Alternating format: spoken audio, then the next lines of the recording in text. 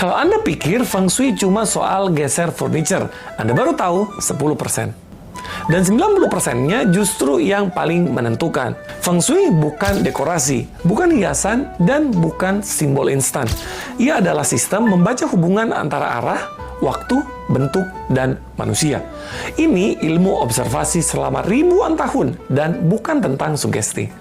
Yang pertama kali dilihat bukanlah interior, tapi lingkungan luar. Jalan, kontur tanah, tekanan bangunan sekitar. Karena Qi masuk dari luar, bukan dari hiasan di dalam rumah.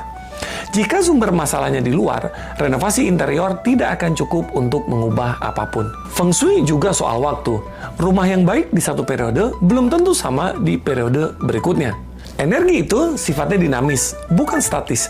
Dan renovasi kecil tidak merubah periode rumah.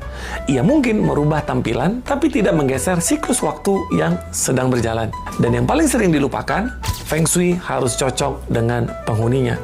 Rumah yang bagus belum tentu tepat untuk semua orang. Karena setiap individu punya peta energi yang berbeda. Tanpa keselarasan, renovasi sebesar apapun hasilnya tetap terbatas dan tidak maksimal. Renovasi sering membeli rasa lega sementara, tapi perubahan fisik tidak selalu berarti tentang perubahan energi yang mendalam. Biaya besar tidak selalu sejalan dengan hasil yang diinginkan. Yang dibutuhkan bukan hanya mengubah struktur bangunan, tapi di awal Anda perlu memahami struktur energinya secara menyeluruh. Feng Shui bukanlah hal mistis, ia adalah cara strategik dalam memahami lingkungan hidup dengan kesadaran.